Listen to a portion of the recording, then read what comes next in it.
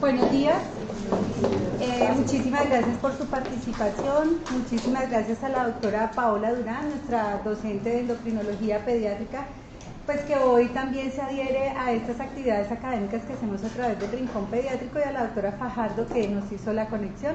Doctora, muchas gracias y bienvenida. Muchas gracias a ustedes por la invitación a estar con ustedes hoy. Entonces, hoy vamos a hablar de lo que es la auxología en la evaluación del niño sano y cómo se debe utilizar, y también cuáles serían los parámetros para remitir un niño que no está creciendo adecuadamente o cuando se cree que pueda tener necesidad de mayor evaluación por especialista. Entonces, los objetivos de esta charla van a ser conocer los efectos relacionados al crecimiento que permitan evaluar la normalidad o anormalidad del evento y familiarizar al pediatra con la medición e interpretación del fenómeno dinámico del crecimiento. Entonces, eso es una cosa muy importante, y es que tenemos que tener en cuenta que el crecimiento tiene una fase o la evaluación auxiológica tiene una fase estática y una fase dinámica. Y la fase dinámica es tremendamente importante, o es lo más importante para poder llegar a una conclusión. Nosotros muy pocas veces, a menos de que sea algo flagrante o una enfermedad definitiva, muy pocas veces en una primera consulta podemos decidir cómo está creciendo un niño, si está creciendo bien o si está creciendo mal. Nosotros lo que hacemos en la fase estática es tomar una foto de lo que está pasando en ese momento, contextualizar al paciente en su medio y en su familia y mirar a ver qué es lo que está pasando. Ahí generalmente lo que hacemos es poder decir, este niño es realmente bajito o este niño no está tan alto como los papás quieren que esté. Eso es muy diferente y eso es importante contextualizarlo para poder hacer la evaluación. Entonces, la fase estática es la primera evaluación cuando no tenemos ningún dato auxológico anterior. Ahora, los datos auxológicos tienen que ser tomados por la misma persona y ojalá en el mismo lugar. Entonces es muy chévere cuando nos llegan con la curva, claro, porque vemos cómo ha venido creciendo en el pediatra, cuál ha sido la dinámica, y eso nos da muchísima información, pero nosotros no podemos combinar las dos curvas. Cuando a mí me llega un paciente con la curva, doctora, me pone su puntico, que es que acá lo pone también el pediatra, la nutricionista, no, eso lo que hace es una curva así que no tiene, es muy difícil de interpretar. Si yo les digo, cada uno debe tener su curva, y ojalá no combinemos medidas. Guarde esa para su pediatra con mucho gusto, pero no, y me la muestra porque me parece muy importante ver lo que están haciendo, pero no combinemos, porque primero, además así le traigan a uno medidas de otro lado, uno no puede calcular velocidades de crecimiento. Es que 1 centímetro es un furgo, es lo que crece un niño normal, bueno, dependiendo de la edad y eso, pero es lo que puede crecer un niño en 3 meses. Entonces me marca una diferencia muy grande y es muy fácil que entre dos personas en 2 lugares diferentes pues haya 1 centímetro de diferencia.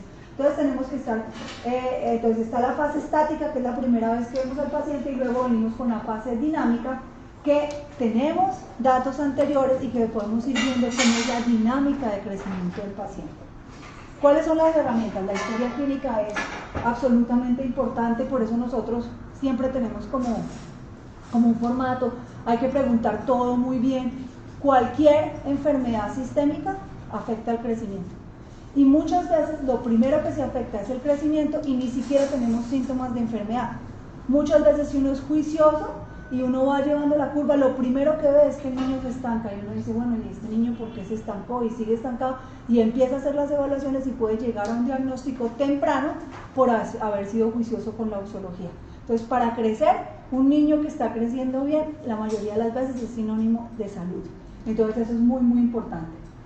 El examen físico, hay que hacer un examen físico completo, hay que mirar absolutamente todo, luego llevar la curva de crecimiento, el carpograma, que para nosotros es casi como un fonendo.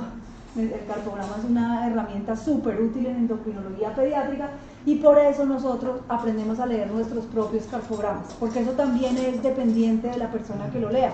Entonces puede haber un grado de subjetividad, y si una vez lo lee un radiólogo, otra vez lo lee otro radiólogo, otra vez lo lee otro radiólogo, pues vamos a tener una cosa que no nos da seguimiento. Si nosotros mismos miramos nuestros carpogramas, pues es mucho más probable que la lectura sea consistente. Y los laboratorios que también vamos a hacer.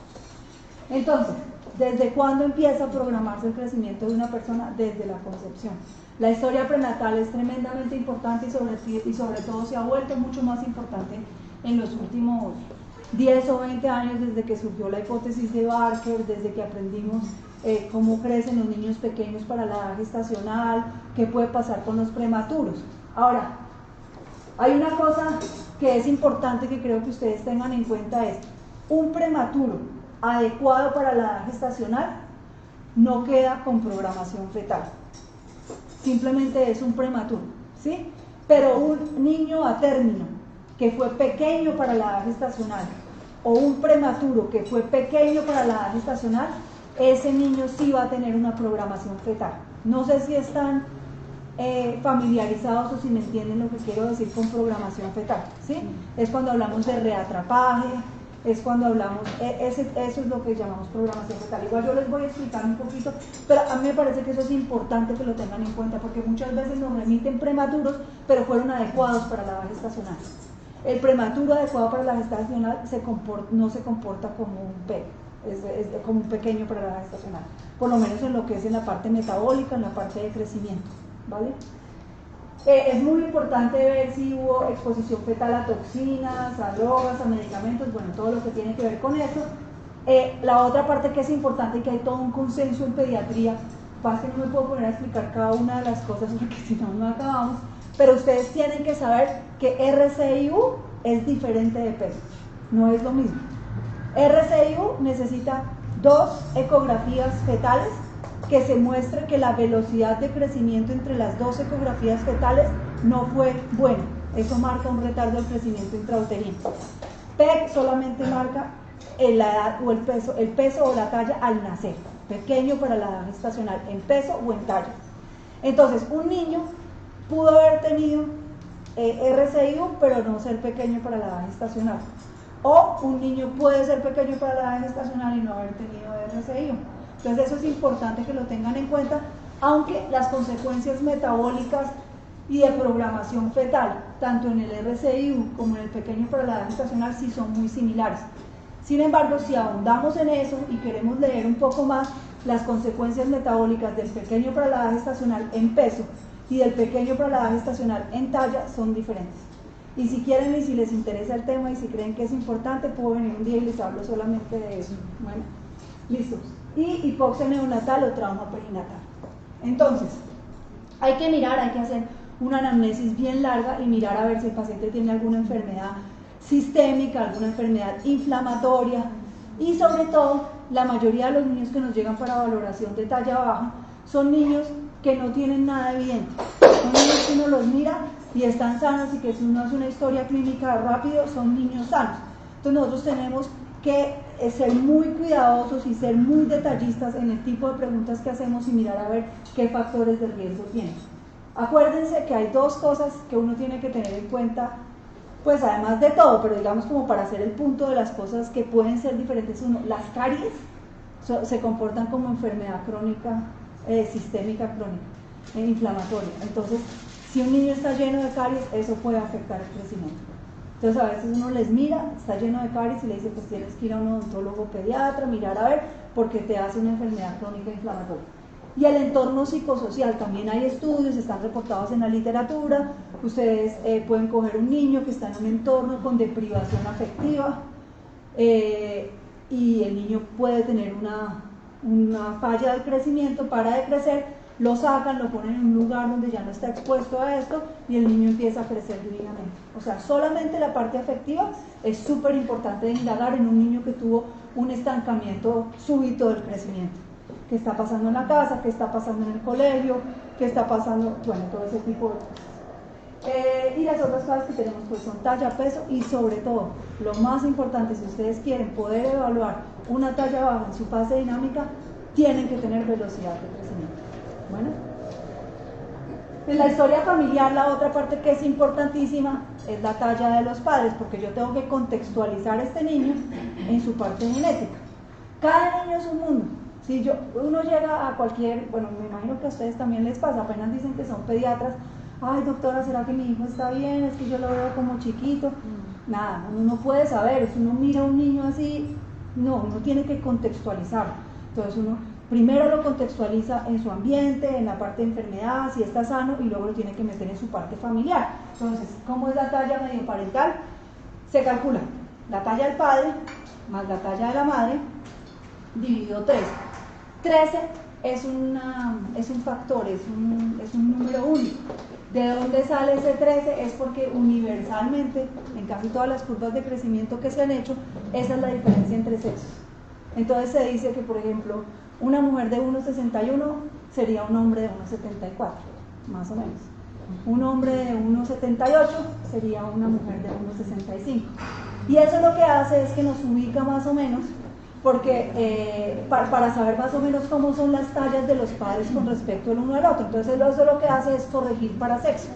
Entonces si es mujer, yo tengo que corregir la talla del papá para el sexo de la niña para poder calcular su contexto genético. Entonces uno, talla del papá más talla de la mamá es dividido 2, no dividido 13, se hace el promedio. Y el 13 es el factor que se suma, o sea, talla del papá más talla de la mamá más 13, todo dividido 2. Entonces, o uno lo divide todo por 2 y entonces usa el 13, o como uno lo hace más fácil es que ya coge el 13 dividido 2, queda 6.5. Entonces uno hace el promedio de la talla de padres, si es hombre más 6.5 y si es mujer menos 6.5. ¿Los enredé? ¿Me quedó claro? Listo. Uno puede usar el 13 porque es el que uno usa, pero después hay que dividir todo por 2. Entonces es lo mismo el 13 y el 6.5, y ya les dije de dónde venía el 13. Y sí, esto también influye el patrón de desarrollo puberal, para saber pues si el papá tuvo un retardo constitucional, a qué edad tuvo la menarquia la mamá, etc. Bueno, acá sí. La talla medio parental, talla del padre más la madre dividido 2, más 6.5 en hombres, menos 6.5 en mujeres. Por favor, a mí me parece súper importante que sepan dos cosas. Una cosa es la talla medio parental y otra cosa es el rango genético. Normal es talla medio parental más 1 menos 1 desviaciones estándar, ¿cierto? Y generalmente una desviación estándar, no en todo, pero en esto, en talla, tiene 5 centímetros. Entonces el rango genético es talla medio parental más y menos 5. Entonces viene un niño a consulta, calculo la talla medio parental y me da 1,70. Nunca le digan al papá o a la mamá, es que su hijo va a medir 1,70. Para eso no sirve la talla medio parental. La talla medio parental sirve para contextualizar el niño en su rango genético. Entonces, ¿eso qué quiere decir? Que el rango genético de ese niño, si me da 1,70, va entre 1,65 a 1,75. Ese es el rango genético. Yo lo pongo en la parte de arriba de la curva y eso me da, voy a decir al azar porque no me lo sé de memoria, percentil 33 a percentil 72. Entonces, el hijo debería crecer entre percentil 33 y percentil 72 a lo largo de la infancia. Si está por debajo de ese rango genético, está creciendo por debajo de su rango medio parental. ¿Eso es patológico? No. Es un niño en este momento creciendo por debajo de su rango genético. Entonces tengo que entrar a mirar por qué ese niño está creciendo ahí. O si ese niño está creciendo dentro del rango genético, entonces les pongo el ejemplo. La niña, talla medio parental, me da 1,50 centímetros. O sea que me da un rango entre 1,45 y 1,55. Nunca le doy un número a los papás. Yo me he demorado 10 minutos, 15, 20 minutos explicándole esto a los papás. Mire, yo no le puedo decir exactamente, esto no quiere decir que su hijo vaya a medir esto solamente es un rango genético, su rango genético es entre 1,45 y 1,55 con un promedio de 1,50, pero eso no quiere decir que vaya a medir eso. Bueno, 25 minutos de la consulta, ¿sale? Se encuentran con la tía o la abuela, ¿y qué le digo a la otra? Que va a medir 1,50. Sí. Entonces hay que tener mucho cuidado porque ellos, o bueno, todos, me imagino cuando somos pacientes es lo mismo, pero bueno, oímos lo que queremos oír, ¿sí? Entonces, pilas con eso y pilas como dan la información. Es el rango genético y es los percentiles por los cuales debe crecer para estar dentro de su rango genético. Eso no es proyección de talla. Bueno, eso ya lo dije, más 5 menos 5, listo. El anterior. Eso, no, siguiente. Entonces la talla parental no es una proyección de talla final, es una medida de referencia para evaluar de una manera grosera el potencial genético. ¿Listo? Bueno, entonces, ¿cuáles son las preguntas importantes que debemos hacer para saber si un niño está teniendo problemas de crecimiento o no? ¿Su hijo es de los más bajitos del salón? ¿Ha cambiado de ropa en el último año? ¿Usted cree que creció menos de 4 centímetros en el año? ¿Por qué 4 centímetros? Nosotros no nos podemos aprender como una regla general cuánto debe crecer un niño.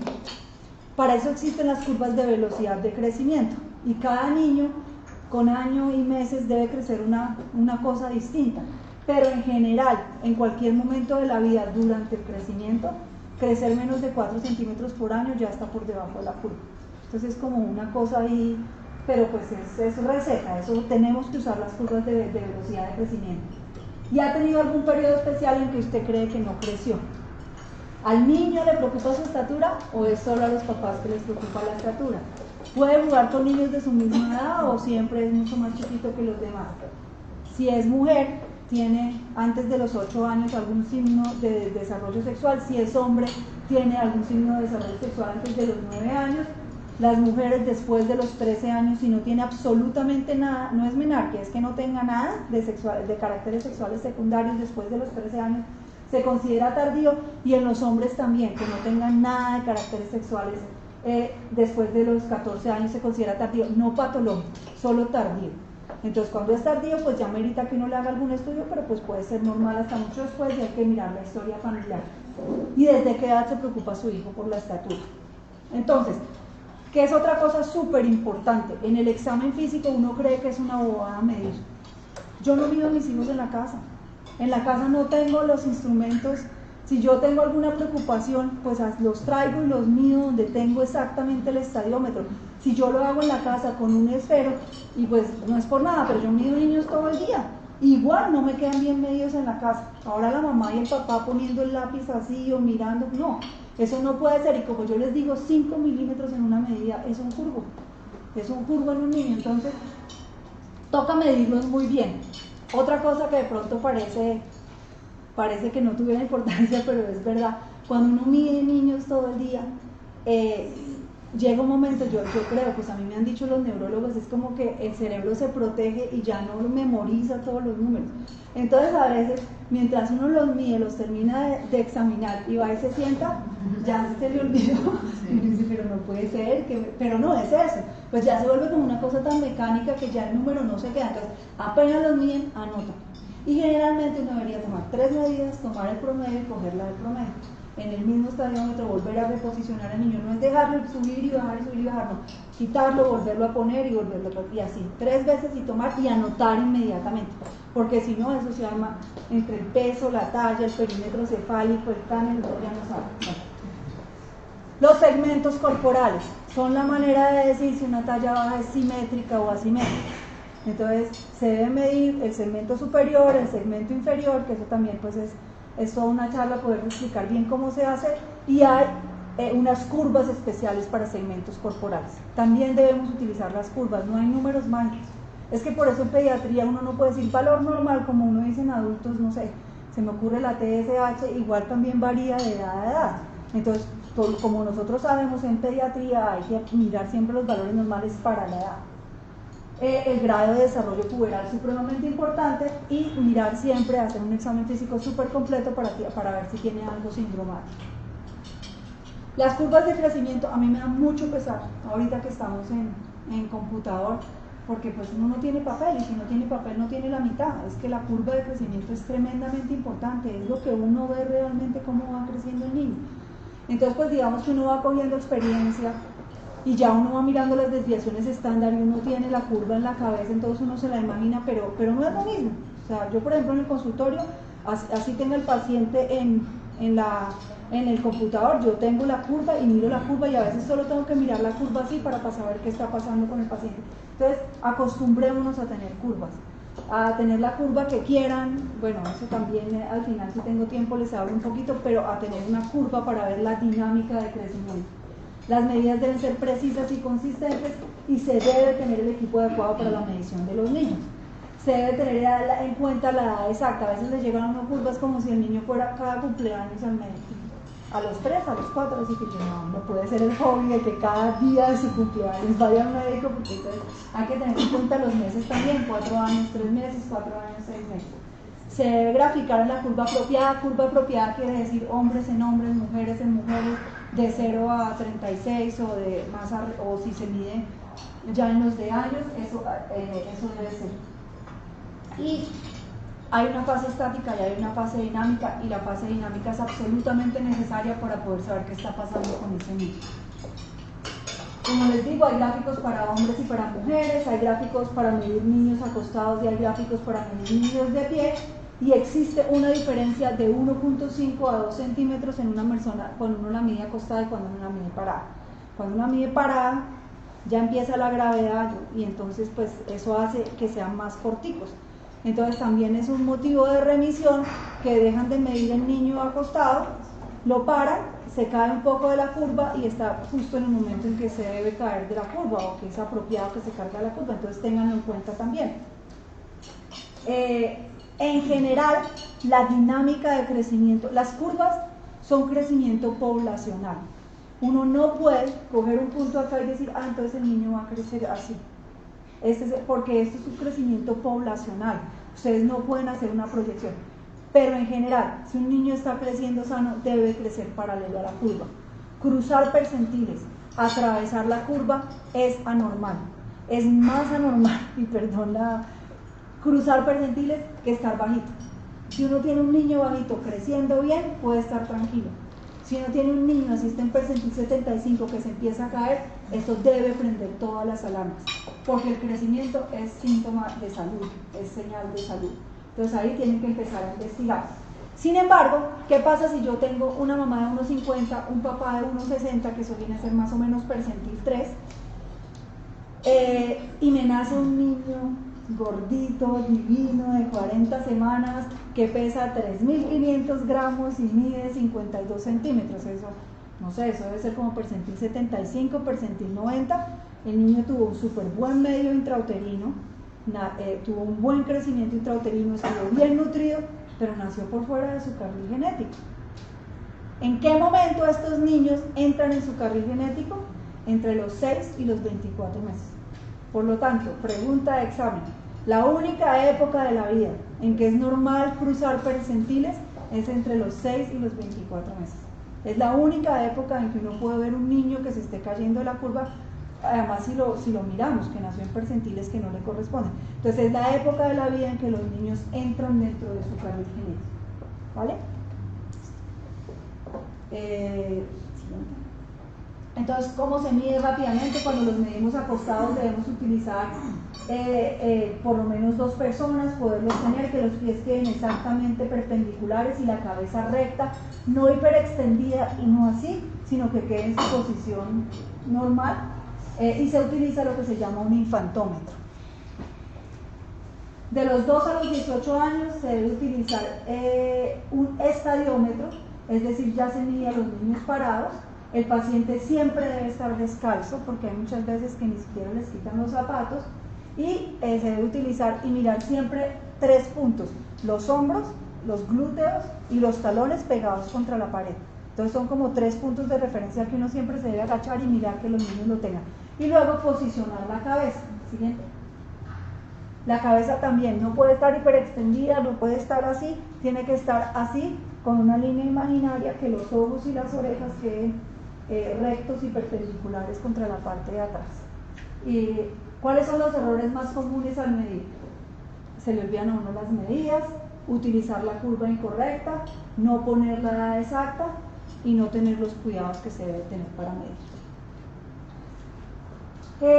El error estimado de medición de los instrumentos de no precisión puede ser tan alto como 5 centímetros. Es decir, si a mí vienen y me regalan 1 metro y yo lo pego en la pared así sin medir bien, y pongo el niño y le hago así en vez de tener el aparatico que mide exactamente, puedo tener hasta 5 centímetros. ¿Y cuánto les dije que era lo mínimo al que debía crecer un niño? 4 centímetros al año. O sea que uno puede catalogar de niño con hipocrecimiento un niño que está mal medido si no se toman las medidas. Entonces se debe medir en 3 ocasiones y promediar. Y en la fase dinámica lo más importante es calcular la velocidad de crecimiento. ¿Cómo se calcula la velocidad de crecimiento? La velocidad de crecimiento simplemente es proyectar el tiempo en que medimos el niño, cuánto creció en un año. Porque la velocidad de crecimiento se utiliza centímetros por año a nivel mundial, es como el estándar, es como el código. Entonces, yo lo puedo hacer como yo quiera. Si quiero ser súper preciso, pues lo puedo hacer en días. ¿Hace cuántos días vi este niño? Hace 82 días. Creció 3 centímetros en 82 días. Entonces digo, si crece 3 centímetros en 82 días, ¿cuánto crece en 365 días? ¿Cierto? Y puedo decir en centímetros por año. Es un poco complicado, es un poco engorroso, no cambia tanto. Entonces, ¿cómo lo hacemos? Lo hacemos en meses. Entonces yo calculo, ¿hace cuántos meses vi a este niño? Hace 3 meses. Sí, puedo decir 3 meses y medio, como para tratar de que sea un poquito más preciso.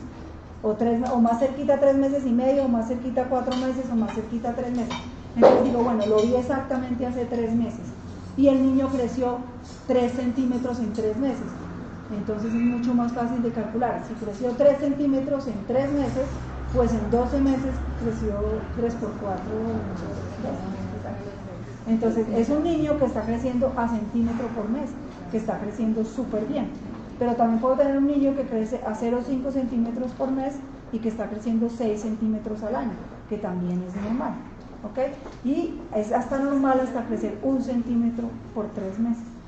No, este niño no está creciendo nada. Pues claro, ¿quién se va a dar cuenta que creció 1 centímetro en 3 meses? Pero puede ser normal, puede ser una época de la vida normal. ¿Sí? Pero es súper importante. Yo no sé, como yo le digo a los residentes y a los estudiantes cuando estamos en seminario, para talla baja ustedes tienen que tener un esquema mental. La primera consulta, ¿este niño está realmente bajito? Es decir, ¿está a -2 desviaciones estándar para edad y sexo? ¿O está a más de una desviación estándar con respecto a la talla medio parental? ¿Es realmente bajito, sí o no? Entonces, lo único que puedo poner en esa consulta es talla baja, o no tiene talla baja. Pero necesito la siguiente consulta para poderle poner un apellido. Si yo quiero decir que una talla baja es patológica, por definición, la talla baja patológica tiene una velocidad de crecimiento anormal. Y por definición, toda velocidad de crecimiento anormal es patológica. Ahora, la velocidad de crecimiento también tiene que tener un rango suficientemente amplio. Entonces, lo normal es que uno debería poder tomarla en un año completo y poder mirar qué pasa en un año completo. Pero si no se puede en un año completo por cuestiones de tiempo, por lo menos 6 meses para poder definir si es normal o anormal. Estas son las famosas curvas de velocidad de crecimiento. Hay 1 o 2 curvas de velocidad de crecimiento. ¿Por qué? Porque para poder hacer curvas de velocidad de crecimiento, yo necesito un proceso, no pueden ser muestras transversales, tienen que ser muestras longitudinales. Es decir, que tengo que coger una corte y seguirla por 20 años. Y el único que pudo hacer eso, bueno, de los pocos, porque fue Tanner, que fue el que la hizo en 1970 en Inglaterra, donde el sistema de salud es muy organizado, los pacientes no rotan tanto, y pudo hacer un estudio longitudinal. De ahí en adelante no se han hecho esos estudios longitudinales, y si yo quisiera sacar una velocidad de crecimiento la puedo sacar en 20 años, porque tengo que hacer estudio longitudinal.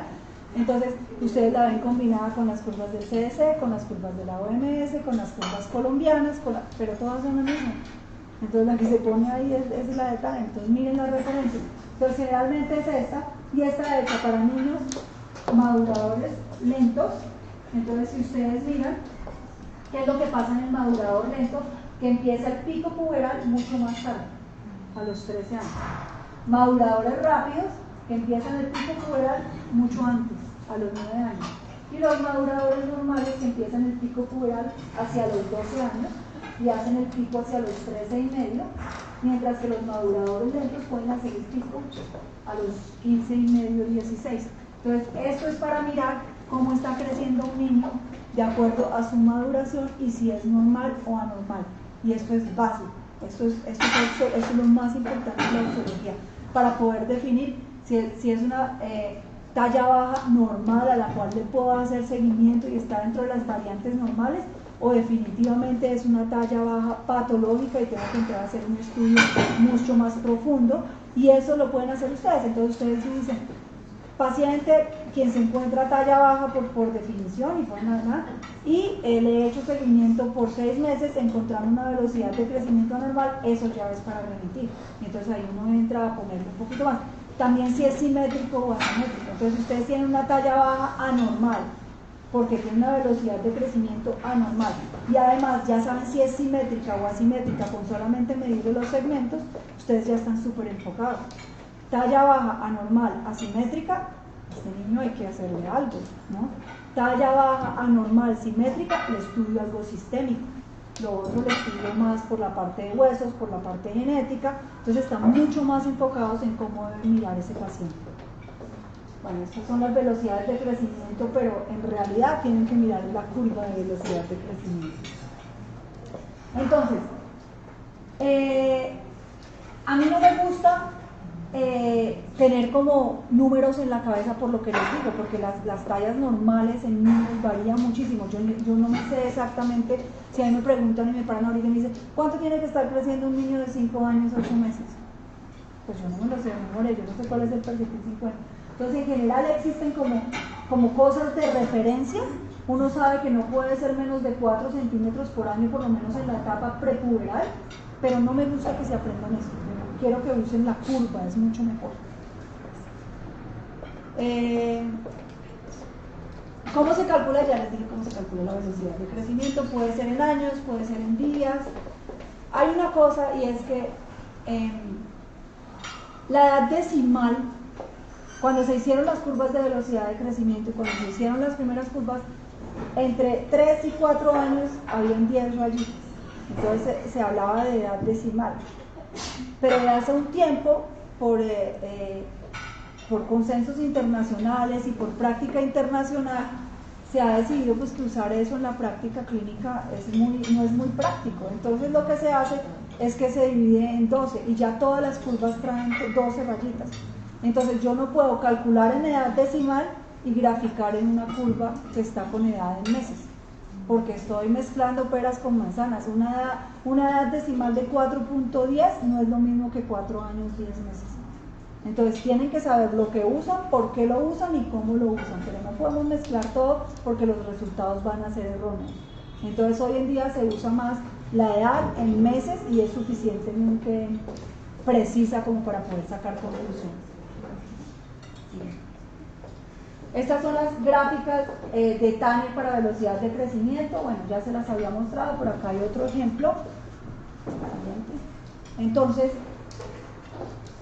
es muy importante saber utilizar estas gráficas. Si yo tengo un niño que está creciendo acá, quiere decir que está creciendo de forma acelerada, no quiere decir que sea grande. Ese mismo niño puede estar en percentil 10, pero se pegó una aceleración que en centímetros por año me da 10 centímetros por año, digo, me da 10.5 centímetros por año para una edad de 10 años, es un estirón puberal muy temprano, es un crecimiento acelerado para ese niño, y eso puede estar marcando una pubertad precoz, una aceleración maduracional, o alguna cosa está pasando con ese niño, o se le inició tratamiento y está respondiendo súper bien al tratamiento. Entonces es muy importante saber interpretar las cosas. Siguiente. Bueno, ya les había dicho que la época de la vida que es normal cruzar percentiles es de los 6 a los 24 meses, que es cuando se está entrando en el carril genético. Y hay otra cosa que socialmente consultan mucho más los niños bajitos que las niñas bajitas. Ya eso está cambiando, pero socialmente se cree que es más importante que el niño. Y tengo hasta mamás que me dicen, no, bueno, la niña sí, pero el niño no, doctora, ¿cómo me lo va a dejar bajito? La niña se me pone taconcitos, pero el niño no. Pero lo que tenemos que entender es que ni siquiera es una cosa estética, es que es una cosa de salud. Si una niña no está creciendo bien, pues hay que mirar qué es lo que está pasando.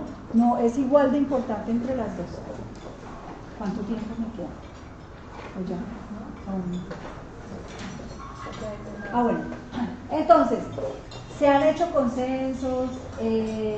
Este es el de Seattle, que dice cuáles son los criterios generales que se deben utilizar para la remisión de un niño. Si un niño está creciendo consistentemente por debajo del percentil 5 para edad y sexo, hay que considerar remitirlo porque tiene derecho a ser evaluado. Si por lo menos se va a quedar por debajo del percentil 5, que haya tenido pues el beneficio de ser visto por un especialista que agotó los máximos recursos, ¿no? Si la velocidad de crecimiento es anormal y ojalá la puedo tomar por un año completo y no en periodos cortos, eso también debe ser remitido.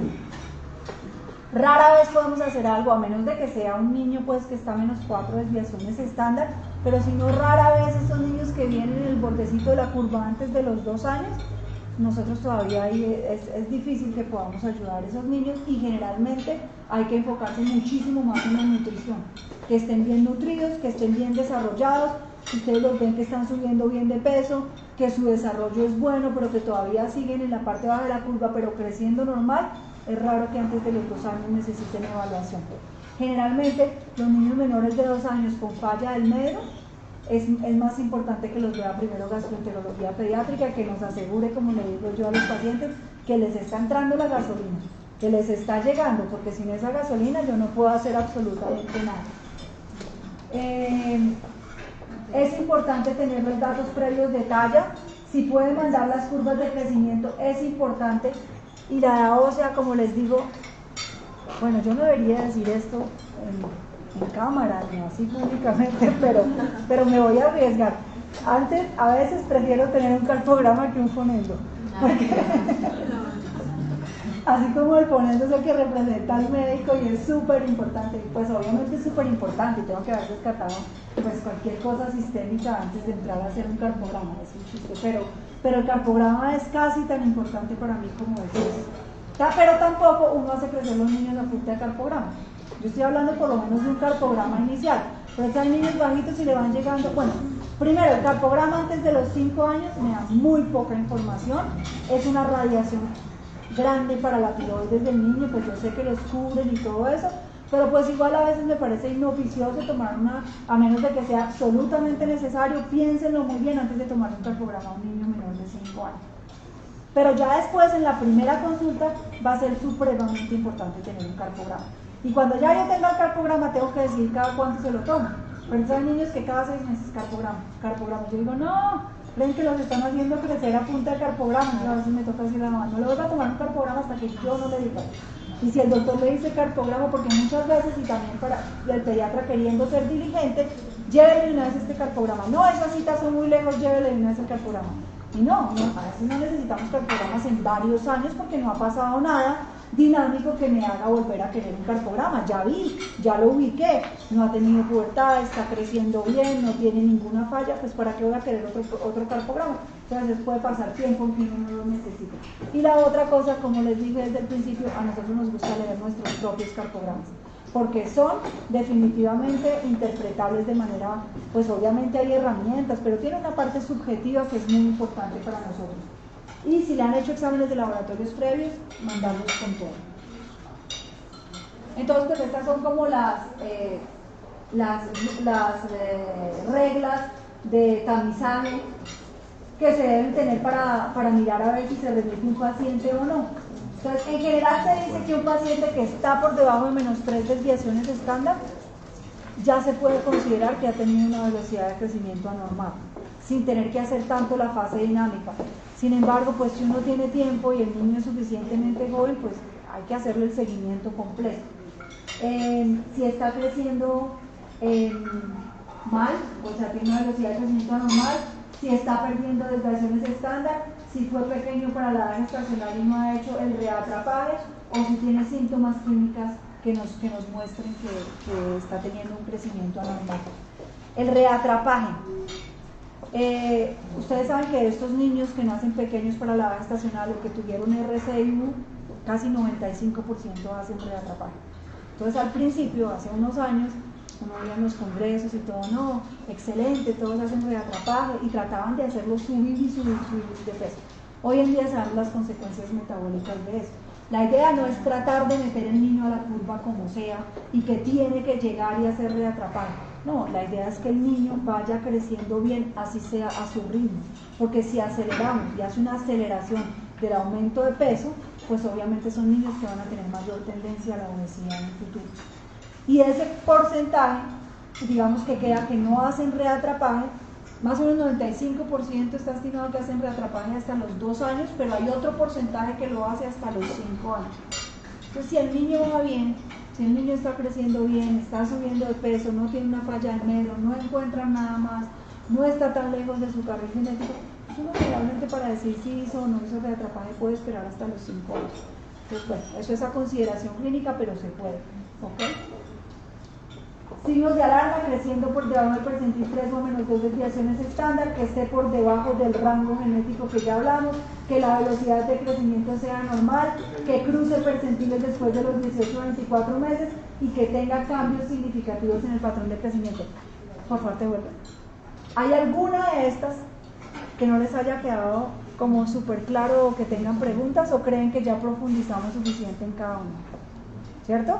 Entonces, se sienten en este momento, espero, quiero preguntarles después de esto, como más capacitados o más entendiendo cómo enfocar un niño con talla baja y cuándo hay que remitirlo. ¿Sí? Ok. Entonces, para hacer como un esquema mental, yo tengo el niño la primera vez, decido, ¿tiene talla baja o no tiene talla baja? Segundo, ¿su velocidad de crecimiento es normal o anormal? Es normal, me voy a una talla baja normal que tiene sus variantes, que son retardo constitucional de crecimiento y desarrollo y talla baja familiar.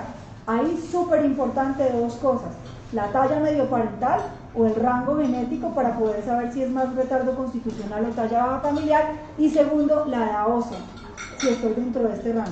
Y si tiene velocidad de crecimiento anormal, me voy hacia el otro lado, miro si es simétrica o asimétrica, me voy más hacia un estudio sistémico o hacia un estudio focalizado de huesos largos o genética, porque es una talla baja asimétrica.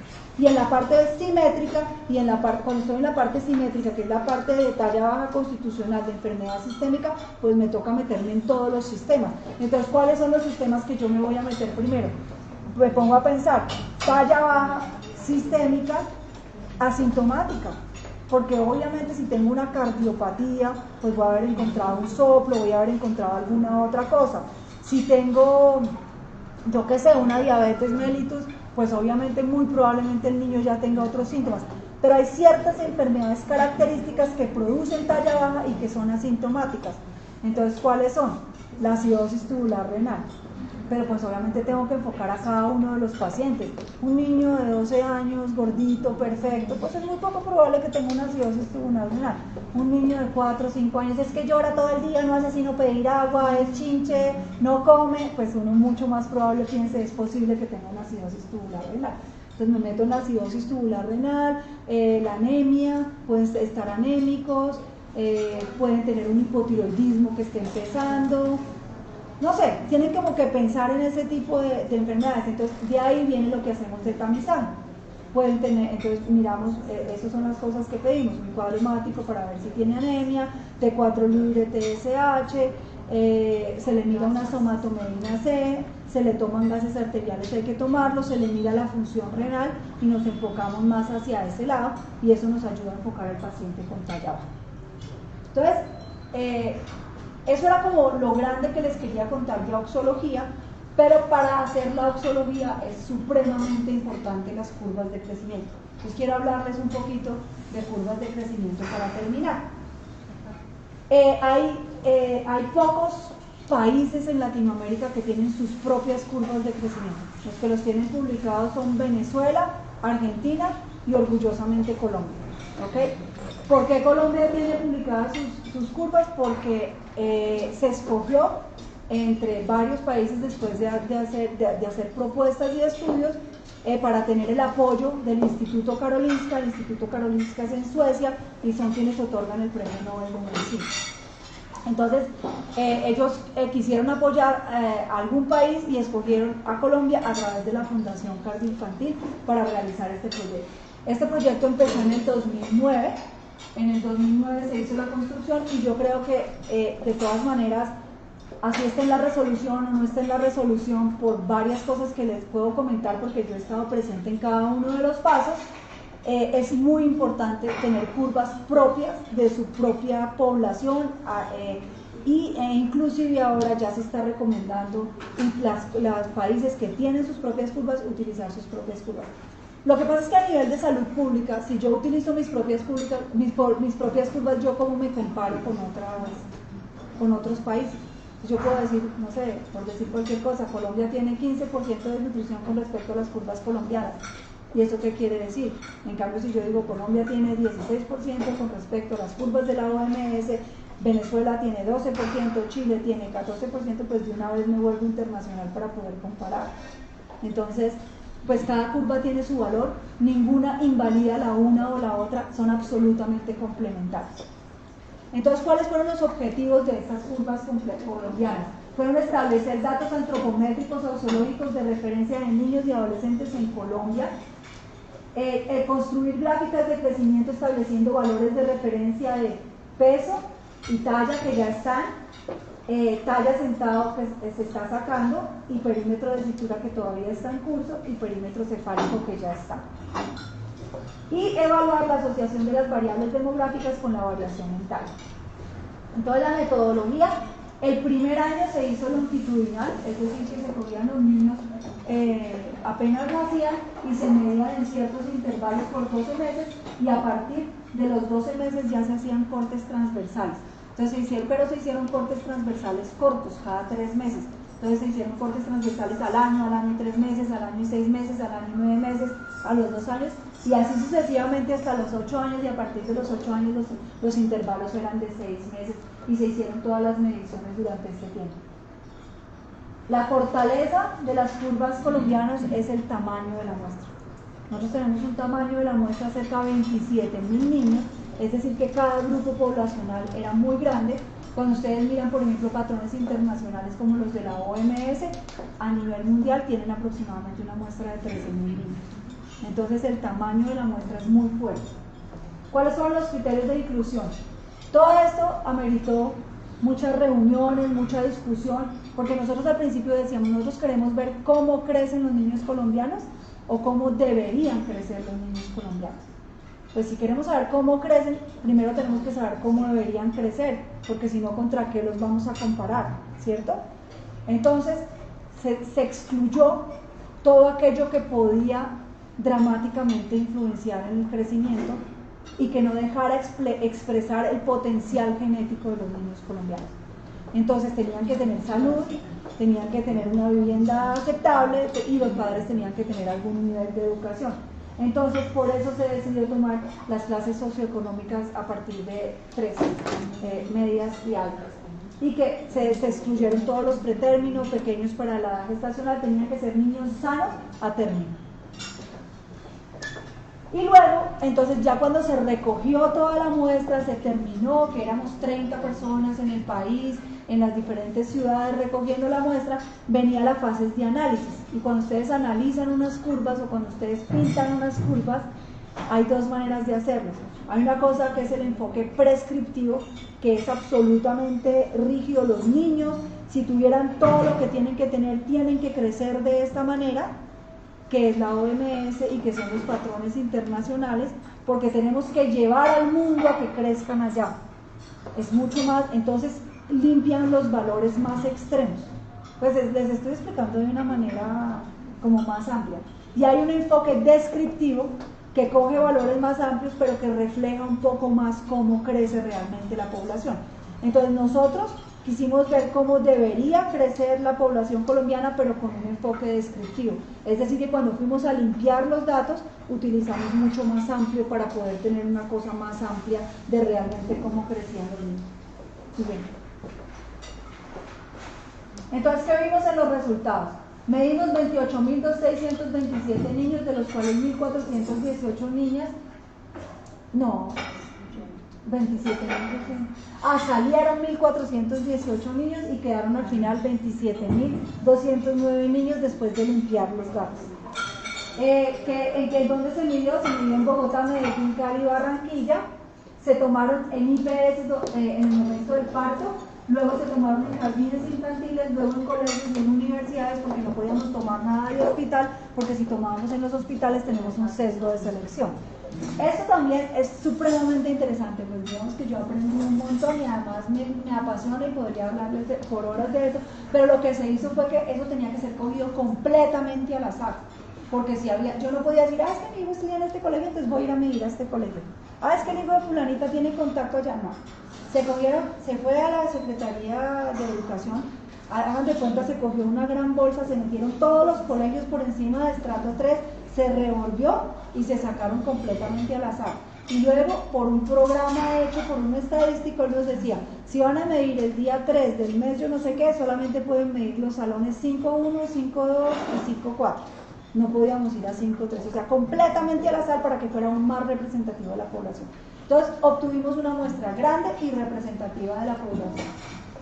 En la adolescencia tardía, el promedio de talla de la cohorte colombiana fue 4.4 centímetros menor en hombres y 3.9 centímetros menores en mujeres con respecto a la OMS. O sea que en general, con respecto a los patrones internacionales, ya en tallas adultas, somos 4 centímetros más bajitos. No es como, uy, no, pero es que son... Ahora, si nos miramos con países nórdicos, sí somos mucho más bajitos, pero si nos miramos con referencia internacional, pues sí, 4 centímetros o 4 centímetros. Bueno, hay una cosa que a mí me parece súper importante, pero que todavía esto, y lo digo porque tengo que decirlo abiertamente, es una hipótesis Durán. Esto no está comprobado, pero después de haber hecho todo, yo creo que la diferencia grande en estatura es en el estirón puberal. Entonces tenemos que tener pilas con eso. Porque si nuestros niños empiezan el estirón puberal muy temprano, no podemos estimar el estirón puberal que está descrito en la literatura. Yo creo que nosotros tenemos un estirón puberal más cortico. Y ahí es donde se marca la diferencia. Entonces la ganancia de talla en el estirón puberal desde los 12 años en los hombres fue de 23.3 centímetros.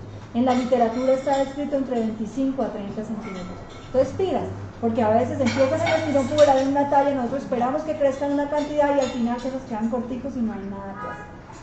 Desde los 10 años en mujeres el estirón puberal fue 21.2 centímetros, incluyendo los años posmenarquia. O sea, hasta el final, cuando, o sea, que es decir, que si incluimos los años hasta la menarquia, podemos estar hablando de 15 centímetros. Cuando está descrito en mujeres, de 20 a 25. Entonces, pilas con eso, porque entonces, no, tranquila, mi señora, la niña está bien, va a terminar de crecer bien, y se pega uno, o sea, se cuelga uno al final, y además son precisos los pacientes juiciosísimos que vienen cada 3 meses, que llevan 6 años viniendo, que no han faltado a ninguna cita, y uno al final se me quedó cortico, y la mamá, pero ¿cómo? Si yo se lo traje todo, o sea, bueno. Entonces eso hay que tenerlo en cuenta porque termina siendo, y entonces a partir de este trabajo yo quedé súper intrigada como de saber qué pasa realmente con la menarquia en Colombia, así que planeo tener los resultados. La ganancia de talla en pubertad corresponde en total a 14% de la talla final en hombres y 13% en mujeres en las curvas colombianas de crecimiento. En la OMS son 27.4 y 24.6 centímetros que corresponden respectivamente a 16 y 15% de la talla con la que inician pubertad. Entonces, no sé, eso es tremendamente importante cuando uno está haciendo evaluación de crecimiento. En Argentina 16% para los dos sexos, en Venezuela 15 y 16% respectivamente y en Países Bajos 16%. Entonces sí es importante tener claro y mirar en qué momento empezó pubertad el paciente, con qué talla y en qué momento, porque ahí hay un porcentaje, o sea, ahí empieza a correr el reloj, ahí se les empieza a acabar, ahí ya después no hay mucho que se pueda hacer.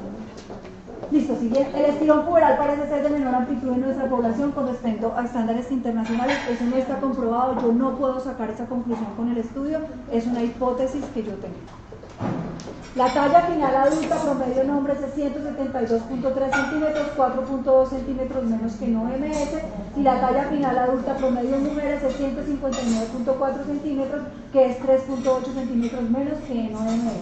La diferencia de sexo de nuestra talla es de 12.9 centímetros, similar a la OMS, que es 3.3 centímetros, y es similar a las curvas nórdicas y a la gran mayoría de curvas, por eso les dije que ese 13 es bastante preciso entre todas las poblaciones.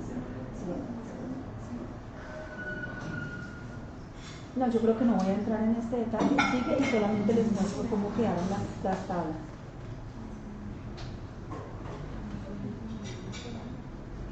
Listo, entonces así que eso también fue todo un debate de cómo ponerlas para que fuera mejor. Entonces, en la parte de arriba, en niños de 0 a 48 meses, primero metimos 0 a 48 meses en la misma curva. En la parte de arriba está el perímetro cefálico, acá está la estatura, acá está el peso y acá está el desarrollo psicomotor. Si yo soy juiciosa poniendo todo en esta curva, solo con mirar la curva ustedes ya saben cómo está un bebé. Si tiene buen peso, si tiene buena talla y si tiene buen perímetro cefálico y su desarrollo psicomotor va normal, pues obviamente no es todo, pero les da una muy buena visión de cómo está el paciente. Si tiene baja estatura, tiene un peso muy alto, pero resulta que el perímetro cefálico está alto, uno tiene que pensar cuánto el perímetro cefálico me está subiendo el peso, ¿será que el niño está bien o no está bien? Y la otra cosa que tampoco voy a entrar en detalles, pero que solamente les digo rápidamente, es que nosotros en las partes en que los niños crecen más rápido y que van más al pediatra, las ampliamos, como si se les pusiera una lupa. Entonces digamos que estas rayas no son iguales. Acá los meses varían, esto es un mes, o sea que si el niño viene cada semana el primer mes, ustedes pueden poner el puntico y lo pueden lograr ver. Que si nosotros tenemos un mes chiquitico como lo tenemos en otras curvas, pues muchas veces no nos caben los puntos o no los podemos ver.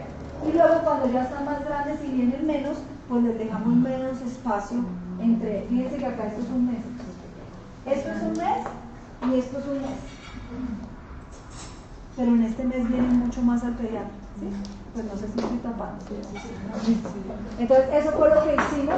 Entonces estos se llaman ejes logarítmicos, son facilísimos de utilizar. Ustedes los utilizan exactamente de la misma manera, solamente que tienen como una lupa en los periodos que son de mayor crecimiento y que debemos tener mayor precisión. Entonces tiene eje logarítmico. La otra cosa que hicimos fue que metimos hasta más 3 y menos 3 desviaciones estándar, no dejamos solamente hasta 2 desviaciones estándar para que cupieran más niños lejos de la normalidad, para no decir anormal. Y metimos abajo el desarrollo psicomotor según la escala de la OMS para ir viendo en qué momento debe suceder cada cosa. Esto es menos 2 desviaciones estándar, esto es más 2 desviaciones estándar. Entonces si lo hacen en cualquiera de ese rango, lo están haciendo en tiempo normal, sentarse sin ayuda, sostener la cabeza, caminar y se puede ir graficando ahí en qué momento lo hizo el niño. Y las curvas para niños grandes, que son las de 4 a 20 años, entonces pusimos acá lo que se llama un nomograma. El nomograma, ustedes ponen acá la edad de la madre, la edad del padre y la grafican, y lo interesante de esto es que de una vez queda el carril genético con la curva. Entonces, por ejemplo, mamá de 1,60 está más o menos está en el percentil 50 a 0 desviaciones estándar, y eso sería para el papá de 1,72 que está en el percentil 50, y eso te corresponde directamente acá. Y entonces más 1 y menos 1 desviaciones estándar me da de una vez el rango genético en el que debería estar creciendo el niño. Entonces yo ya sabría que ese es el rango genético en ese ejemplo.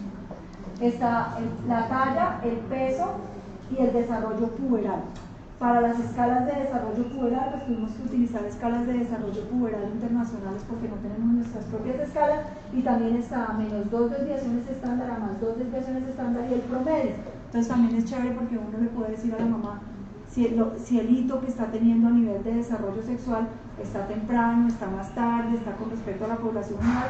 Lo que pasa es que hay que decirle que eso es internacional, eso no está ajustado a la población colombiana, pues porque no tenemos hasta ahora. Exacto, entonces eso es lo que les acabo de explicar, el nomograma, las tablas de medida. Eso es lo mismo, sino que es más detallado. También tiene eje logarítmico. Y abajo está el desarrollo puberal que ya les había explicado, y uno pone una crucecita.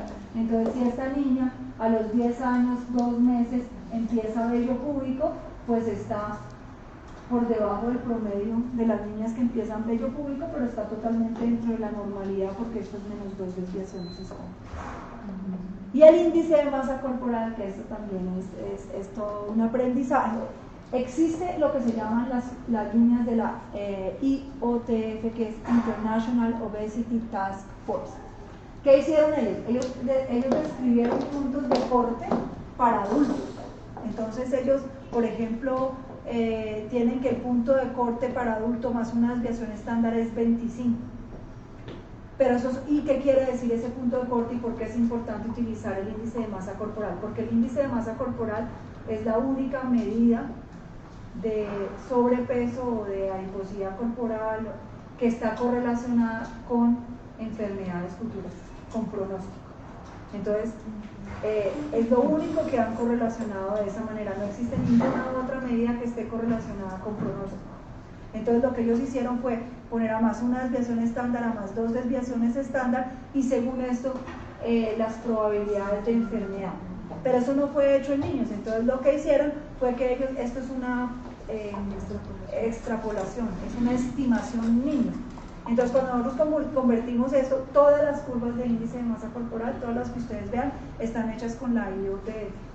Entonces nosotros dijimos, ¿qué hacemos? Porque nosotros tenemos las propias nuestras, que son las colombianas. Entonces, que vamos a matar todos los datos que cogimos y nos vamos con la IOTF porque son las que podemos correlacionar. Entonces nos inventamos de una vez correlacionar las dos. Lo que está en color son colombianas. Entonces, por ejemplo, si a ustedes les cae un niño acá, para IOTF, ese niño está en desnutrición, pero para curvas colombianas no. Entonces les quedan las dos de una vez, ¿sí? Que son patrones internacionales y patrones colombianos. Entonces uno puede jugar un poquito con eso cuando le habla a los padres para hacer prevención, para hacer intervención. Por ejemplo, un niño me cae acá. Para IOTF está en sobrepeso, pero para curvas colombianas no. Y esta es otra de las hipótesis duras. No puedo sacar esta conclusión con los datos, pero yo analizando y mirando pienso que parte de que nosotros hagamos un estirón puberal más temprano y más corto es porque hacemos un rebote de adiposidad más temprano y mayor que lo que se hace en curvas internacionales. Nosotros tenemos acá un rebote de adiposidad, pero fíjense que al final no somos más gordos que el resto de la población. Pero acá sí tenemos un rebote de adiposidad mayor y más temprano. Es decir, que nuestros niños hacia los 8 o 10 años tienen un poco más de sobrepeso que los niños que si los comparamos con niveles internacionales, y creo como hipótesis que eso puede influir en la parte del desarrollo y en la parte del estirón puberal. Entonces los colores son datos colombianos, lo otro son la IOTF. Esa es la curva colombiana para niñas, la curva colombiana para niños, en la talla final 150. ¿No hay curva peso-talla? ¿No? Esa está en construcción. Está en construcción, O sea, peso-talla, peso, cintura-talla. demás. Exacto. Eso es una debilidad que pero sí la estamos haciendo, tenemos los datos, pero no se hizo en este análisis. Entonces, eso la estamos terminando, también la de cintura-talla y la de segmentos corporales, pero esos datos están tomados, están en análisis en ese momento. Lo que pasa es que estos análisis son, o sea, cada cosa requiere decisiones consensuadas de la literatura, solamente para decidir cómo lo vas a hacer. Entonces todo eso ha sido un proceso y ya yo espero, o sea, ya está escrito el artículo, ya está casi para someterse, de la comparación final de curvas colombianas con OMS y qué podemos esperar si usamos una o si usamos la otra. Porque a partir de eso, si yo no tenía esa publicación, no puedo sacar la aplicación electrónica. Pero apenas salga esa publicación, ya podemos sacar la aplicación electrónica. Doctora, muchas gracias. Bueno, ¿Alguna espero que pregunta? les haya servido.